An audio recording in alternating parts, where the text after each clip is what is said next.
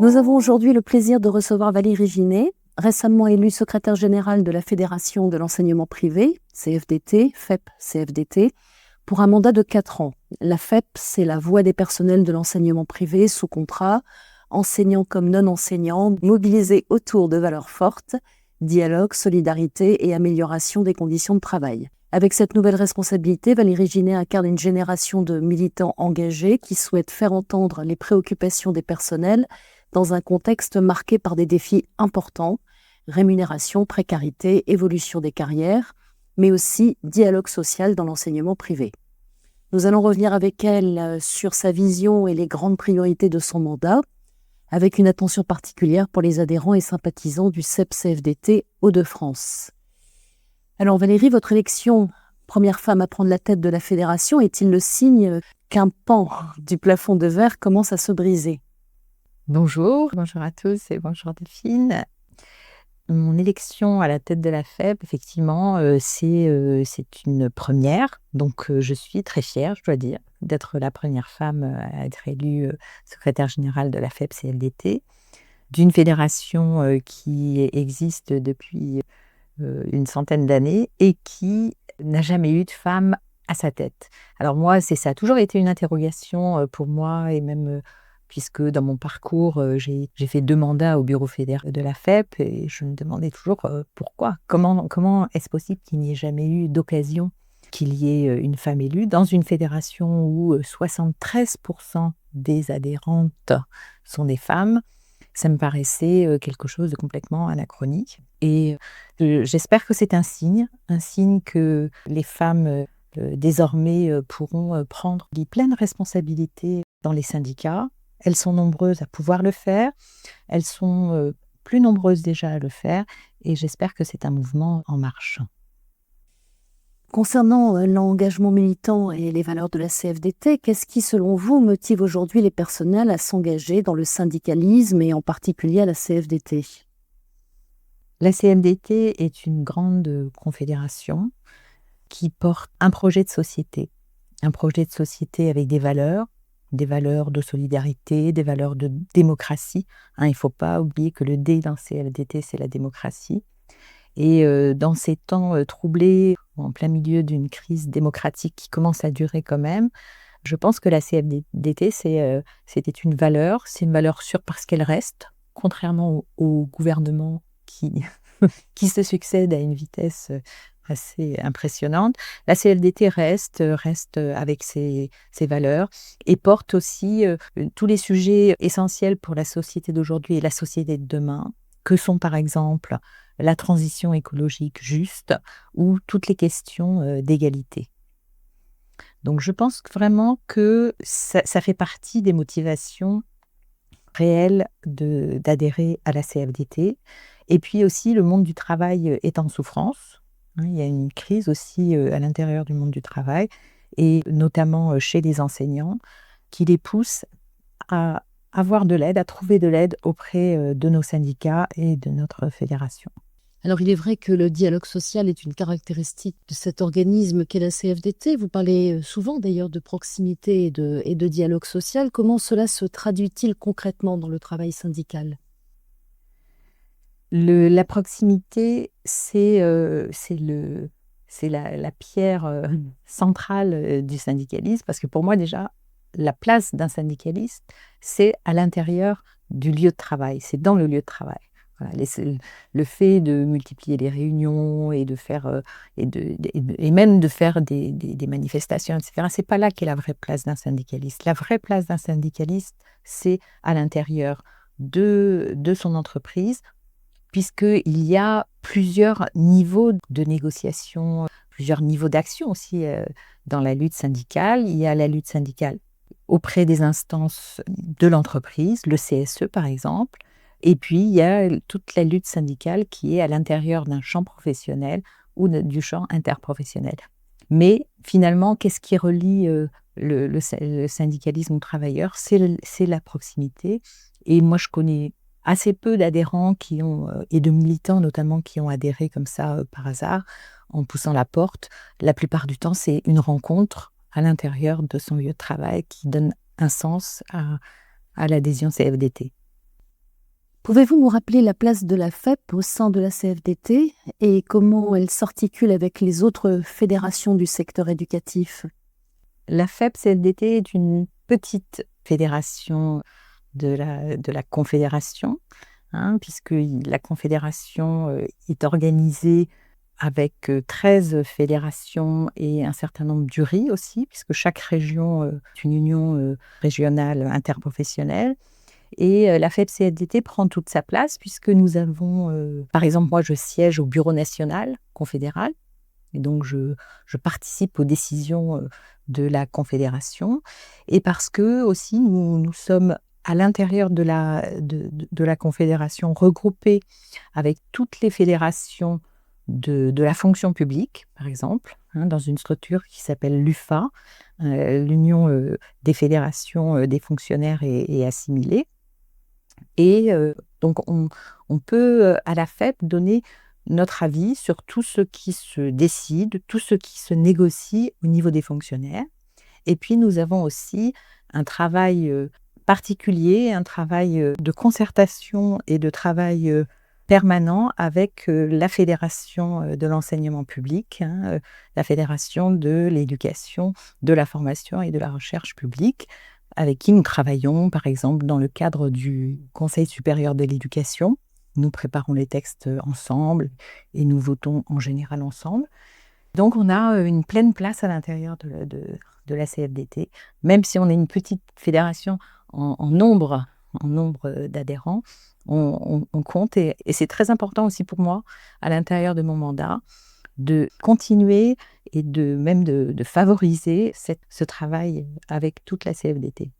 Il me semble que c'est important pour un adhérent de savoir qu'il appartient à un syndicat, et d'ailleurs il est souvent défendu par son syndicat local, mais que derrière lui, il y a une fédération, il y a des unions régionales, il y a plusieurs fédérations et la Confédération qui apportent tous leurs outils, tous leurs moyens à la défense des droits des travailleurs.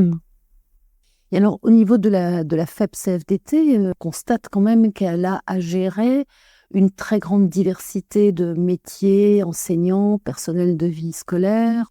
Comment gère-t-elle ces différents métiers et comment parvient-elle à faire entendre la voix de chacun? À la Fédération, nous gérons effectivement tous les agents de droit public que sont les enseignants des établissements sous contrat et tous les salariés privés de nos branches, c'est-à-dire la branche de l'enseignement privé non lucratif, en gros toutes les OGEC, de l'enseignement privé indépendant, toutes les écoles hors contrat, de la maternelle jusqu'au supérieur d'ailleurs, et puis tous les établissements des organismes de formation. Ça, c'est les grandes branches qu'on rassemble. Donc, ça fait effectivement une grande diversité de métiers, enseignants, personnel de vie scolaire, formateurs, et on essaie en fait de répondre et de gérer tous ces métiers en fait qui sont à l'intérieur de l'éducation finalement, de l'éducation et de la formation. Mais je peux dire aussi que dans toutes ces voies plurielles, elles travaillent toutes au sein de la formation et de l'enseignement privé, mais on a les mêmes échos, c'est-à-dire que ce soit dans une branche ou dans l'autre, il y a le même sentiment de déclassement, le même sentiment de manque de considération, des conditions de travail de plus en plus difficiles, une rémunération qui n'est pas à la hauteur de l'investissement des salariés, et puis je dirais, comment appeler ça, un management souvent dysfonctionnel. Et donc, ces symptômes, en fait, de la crise que traverse le système éducatif, c'est aussi le reflet de la crise sociale que beaucoup de salariés connaissent. Et qu'on retrouve effectivement dans notre champ professionnel tout particulièrement.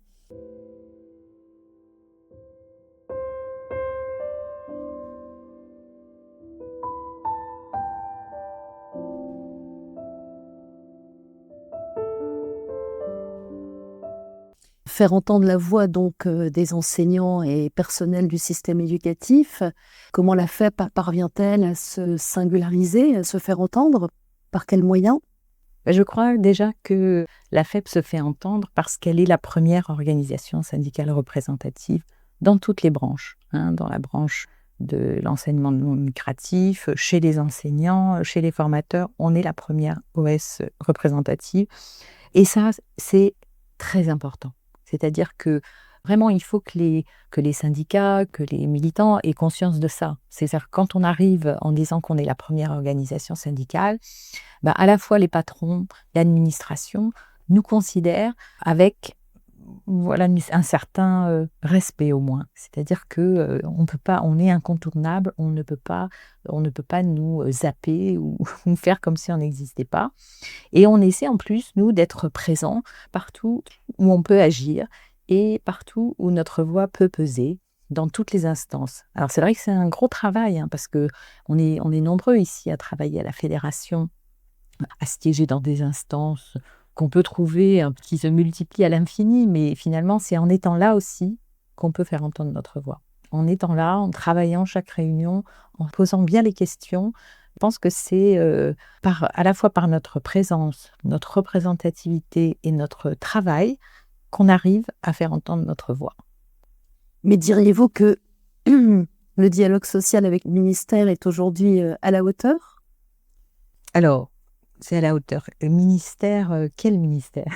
De quel ministère parlons-nous? Ce qu'on peut dire aussi, c'est que le ministère nous reçoit. Le ministère nous reçoit, le ministère nous répond au téléphone, le ministère, et notamment le service de la division des affaires financières du ministère de l'Éducation nationale, qui nous gère à l'Éducation nationale, mais aussi les services du ministère de l'Agriculture. Voilà, ils nous reçoivent et ils nous écoutent et on a, je pense, un dialogue constructif avec eux. Le dialogue social, il est, je dirais, présent avec le ministère, mais il a tendance à être un peu une formalité administrative. On a des contacts fréquents, mais on n'est pas toujours écouté. C'est-à-dire que si on est compris, on n'est pas toujours écouté, puisque ce qui se joue, en fait, notamment pour les enseignants, c'est un autre niveau que nous, déjà, puisque nous représentons 150 000 enseignants, mais il y en a plus de 800 000 dans l'éducation nationale, et nous, on compte pour cette part-là. Donc, il y a beaucoup de choses qui se font en dehors de nous. Et puis, il y a beaucoup de choses qui se font en dehors de toutes les organisations syndicales. Puisque moi, ce que j'identifie comme étant un modèle de négociation pour l'éducation nationale, c'est on a une idée, on en parle aux organisations syndicales, et elles disent non, mais on le fait quand même. Voilà, c'est ça le modèle. Donc, on ne peut pas forcément faire valoir les droits des salariés, leur intérêt, parce qu'il y a dans les différents ministères qui se sont succédés, au moins depuis Blanquer, hein, où moi je vois ça de plus près, une idée claire de ce que doit être le système éducatif. Ça ne marche pas, mais c'est pas grave, on y va quand même. Et ça, quand je dis ça ne marche pas, ça ne marche pas. C'est-à-dire que depuis le bac Blanquer et la réforme du lycée, par exemple, chaque année, on a apporté des modifications à ce baccalauréat. C'est plus tôt, c'est plus tard. Il y a du contrôle continu. Ça ne marche pas, mais on y va quand même. Et ça, c'est triste. Il faut reconnaître que c'est assez triste. Puisque aussi, que j'ai aussi la conviction que ce qu'on doit décider pour le modèle éducatif de notre pays, ça doit se faire sur un temps long. L'éducation, ça prend du temps. Et si on change tous les 6 mois que change le ministre ou tous les 3 ans que change le ministre, de nouvelles réformes, un nouveau système, une révolution, ça n'est bon ni pour les élèves, ni pour les enseignants, ni pour le système éducatif, en fait. Oui, je comprends bien ce que vous dites, principe de ce qu'on a appelé à un moment donné la technique du millefeuille, que d'empiler des réformes sans forcément en tirer les constats nécessaires pour pouvoir améliorer l'ensemble. C'est un petit peu ce que vous évoquez aussi. Cette idée que les choses se font, se défont, se refont, sans qu'il y ait forcément de réflexion, ni en amont, ni en aval, en définitive. Effectivement, on peut constater simplement que, par exemple, là, il y a une convention citoyenne sur les temps scolaires, par exemple, qui est, nous, ce qu'on me demandait depuis longtemps, mais à un autre niveau, quoi, pas uniquement sur les temps scolaires, mais déjà c'est un début. C'est-à-dire reposons les bonnes questions et remettons tout à plat, parce que j'ai parfaitement aussi conscience que le monde dans lequel on est évolue et que l'éducation doit évoluer. Hein, il ne s'agit pas de dire il faut que tout revienne comme avant, tout ce qu'on a fait c'est nul, il faut tout. Non, il faut vraiment se poser pour essayer de faire le bilan de ce qui a été fait, voir ce qui a marché, ce qui n'a pas marché, et voir ce qu'on peut mettre en place qui permettrait à l'enseignement d'être vertueux pour tous ces acteurs et finalement pour des enfants. Alors abordons maintenant la question aussi des rémunérations, de la précarité, des difficultés que rencontrent les enseignants dans leur parcours de carrière. Les salaires et la précarité des personnels sont au cœur des préoccupations. Quelles sont vos priorités sur ce sujet ? Alors, nos priorités sur ce sujet, c'est l'attractivité du métier. Ça fait partie aussi d'une des raisons pour lesquelles on le fait, c'est que l'enseignement est une carrière qui n'attire plus grand monde et on a besoin de la rendre attractive.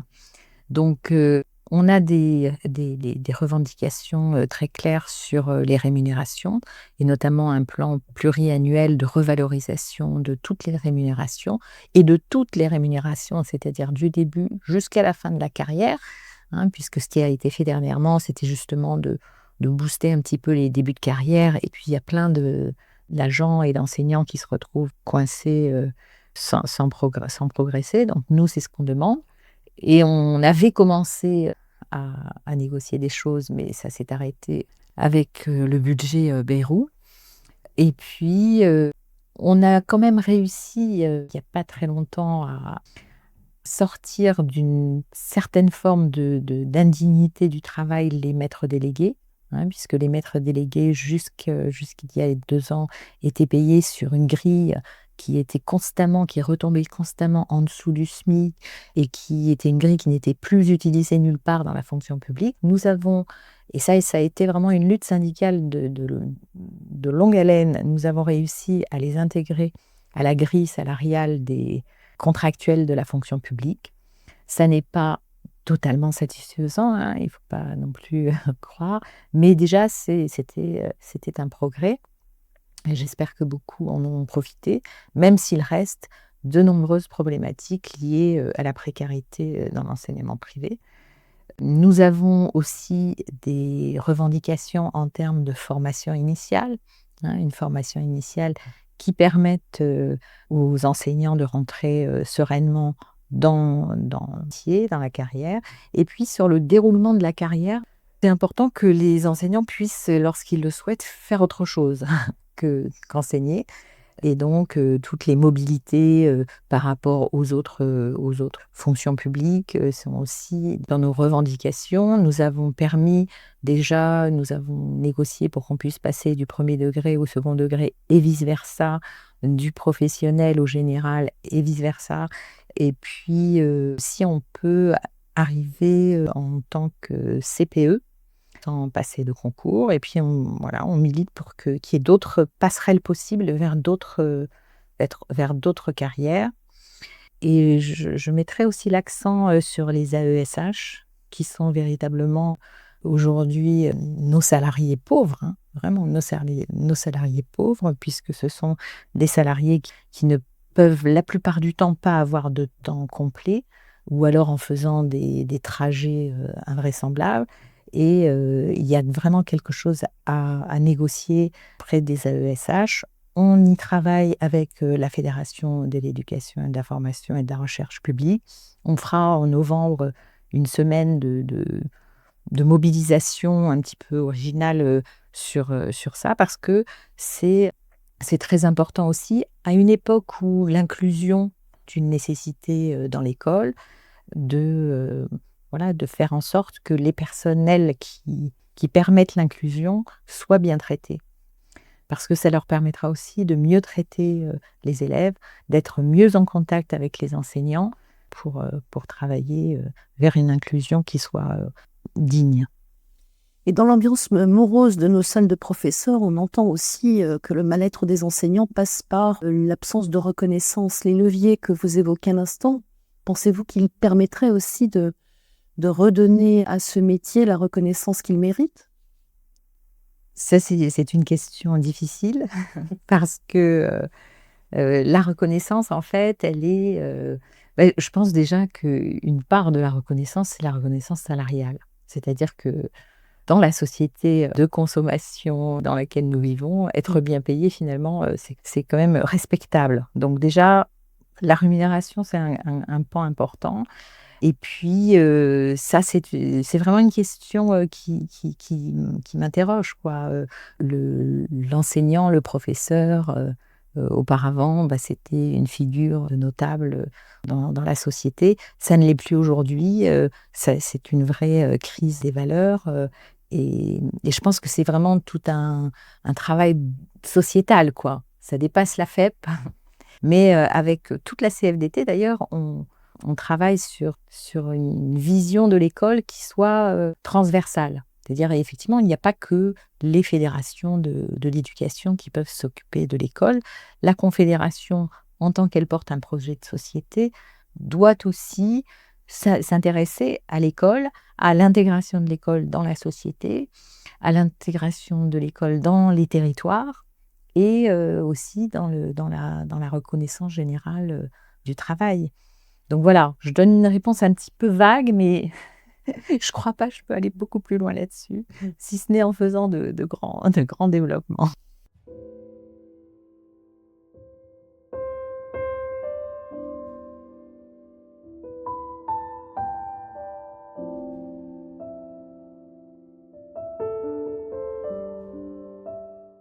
Alors Valérie, je me permets de rebondir sur l'actualité et d'évoquer plus précisément le point prévoyance des enseignants du privé. Pouvez-vous nous dire où nous en sommes aujourd'hui et quelles sont les actions revendicatives à venir? La prévoyance des enseignants aujourd'hui, elle est effectivement en danger. Pour faire un petit peu d'histoire, les enseignants de droit public, les agents publics des établissements privés peuvent bénéficier d'une prévoyance qui est payée par leurs cotisations qui sont précomptées sur leur fiche de paie éducation nationale, et par les organismes financeurs que sont les établissements privés. Alors, les établissements privés ont pensé qu'ils pouvaient faire des économies en dénonçant l'accord de prévoyance qui nous reliait à eux, et donc l'accord est dénoncé. Il y avait d'autres raisons pour lesquelles l'accord, de toute façon, devait être révisé. Il n'était plus conforme aux différentes lois qui sont apparues après. Donc, on devait de toute façon renégocier. Mais là, on est dans une position assez violente. C'est-à-dire que la prévoyance et l'accord de prévoyance est dénoncé. Et si rien n'est fait, nous n'avons plus de prévoyance au 31 décembre. Alors, nous avons œuvré, nous nous sommes mobilisés, nous avons écrit, nous avons parlé, nous avons agi en intersyndical pour avoir un accord de prolongation de cet accord pour 1 an. Voilà, 1 an pendant lequel on pourra renégocier un autre accord qui, on l'espère, sera aussi intéressant que celui qu'on a. Normalement, l'accord de prolongation devrait être signé prochainement, mais pour que ça ait lieu, déjà, on a dû agir auprès du secrétariat général de l'enseignement catholique, auprès de la FNOGEC pour faire ça. Et maintenant, on vous dit, il faut qu'on arrive à négocier un accord intéressant, et on a quelques mois pour le faire. On a demandé aussi à l'administration, au ministère de l'Éducation nationale notamment, de se prononcer et de nous aider à faire perdurer cet accord. Ils le souhaitent parce que s'ils ne le font pas, on est obligé de rentrer dans le système de prévoyance que l'Éducation nationale va proposer à tous ses agents, mais qui est un système de prévoyance facultatif, alors que le nôtre est obligatoire. Et facultatif, ça veut dire aussi que c'est beaucoup plus cher et beaucoup moins intéressant. Donc voilà, on est en train actuellement de négocier beaucoup de choses. On aura peut-être besoin, prochainement de mobiliser autrement, localement, d'appeler tous les acteurs de notre problème de prévoyance à s'impliquer véritablement pour que les enseignants puissent avoir une prévoyance. La prévoyance, ça n'a l'air, ça voilà, c'est un peu abstrait pour beaucoup de gens, mais en fait, la prévoyance, c'est ce qui est utile quand on est malade, quand on est fragile, quand on est affaibli. On a besoin que quelqu'un et que quelque chose puisse nous permettre de rester digne, même dans la maladie ou face à des coups durs de la vie. Et c'est ce qu'on trouve qui devrait perdurer. Mmh. Un autre point d'actualité, d'une certaine manière, c'est donc la façon dont Guillaume Prévost, le nouveau secrétaire général de l'enseignement catholique, s'est exprimé dernièrement et a insisté et redéfini le caractère propre de l'enseignement privé. Comment concilier la défense des droits des personnels avec le respect de ce caractère propre des établissements privés? Le cadre, en fait, il est quand même relativement bien défini par la loi. Le caractère propre s'exerce dans le cadre de la loi de Bray et les établissements sous contrat s'inscrivent clairement dans le cadre d'un service public d'éducation. D'accord ? Ça, c'est marqué par la loi et par la Constitution. Il est évident que le caractère propre des établissements confessionnels peut s'exprimer à l'intérieur de leur structure. C'est-à-dire qu'il peut y avoir un aspect confessionnel dans l'enseignement privé. Mais les enseignants sont des agents de droit public et lorsqu'ils sont en classe, ils sont rémunérés par l'État. Et il y a une loi, la loi de 1905, sur la séparation des églises et l'État, qui dit bien que l'État ne subventionne pas le culte. Donc pour nous, c'est évident que lorsqu'on est en classe, par exemple, on ne peut pas faire autre chose que respecter le programme officiel, parce qu'on est payé pour ça. Je pense aussi que l'enseignement catholique, en la personne de son nouveau secrétaire général, a envie de faire bouger les lignes. Quelque chose qui était plus ou moins un consensus, avec ici et là des dysfonctionnements, mais qui était de l'ordre de consensus. Donc là, il essaie de faire bouger les lignes. Je trouve que ça n'est pas le moment, personnellement. Voilà, on est dans une période suffisamment troublée et polarisée pour qu'on ne soit pas en train de s'opposer. En fait, ce qui se passe en ce moment, c'est que l'enseignement catholique a été attaqué, en fait. Ils ont été attaqués, et notamment en disant qu'ils captaient tous les bons élèves et qu'ils laissaient à l'enseignement public les mauvais élèves. Et il y a cette idée aussi que l'école privée, c'est une école pour une élite dans la reproduction des élites. Et l'enseignement catholique, actuellement, veut se départir de cette réputation et donc recatholiser l'école catholique, en disant on ne vient pas dans une école catholique parce qu'on veut s'extraire d'un milieu social défavorisé, on vient dans l'école catholique parce qu'on est catholique. Et donc, il y a pour lui une nécessité de remettre du catholique dans l'école catholique. Mais voilà, le fait de dire que les enseignants qui sont des agents de droit public sur des horaires qui sont des fonds publics doivent promouvoir le catholicisme, là, c'est un pas qu'on ne peut pas passer. Voilà, on ne peut pas arriver jusque-là, c'est impossible, quoi. Puisque on ne veut pas finalement que l'école catholique, en fait, s'exonère de sa mission de service public. Bien, Valérie, merci beaucoup. On va conclure. Et en conclusion, quel message souhaitez-vous adresser aux enseignants, à l'ensemble des personnels, particulièrement à ceux qui hésitent encore à franchir le pas de l'engagement syndical? Donc, qu'est-ce qu'il faut pour s'engager ? Oui, voilà, celui qui se dit, oh, comme on entend beaucoup en salle des professeurs, quoi ça sert? Alors, c'est utile de s'engager pour plusieurs raisons. Déjà, il y a plusieurs niveaux d'engagement. C'est-à-dire que quelqu'un peut s'engager avec nous à la CFDT juste en adhérant et en payant sa cotisation. il participe à notre travail puisque il paye une cotisation, il est comptabilisé comme notre adhérent et déjà c'est une force. Quelqu'un peut aussi s'engager en militant à l'intérieur de son établissement, en militant à l'extérieur de son établissement. Et je crois aussi qu'on a besoin de retrouver le sens du travail. Moi, c'est pour ça que j'ai adhéré finalement à la CFDT, que je me suis engagée, c'est que j'avais envie d'avoir un contrôle sur mon travail. J'avais envie, pas d'être simplement une exécutante de mon travail, mais d'être active, de militer pour ce que je voulais dans l'éducation, pour militer sur les droits des salariés, des enseignants. Et ça peut être une manière de s'impliquer aussi dans sa vie professionnelle, d'être syndicaliste.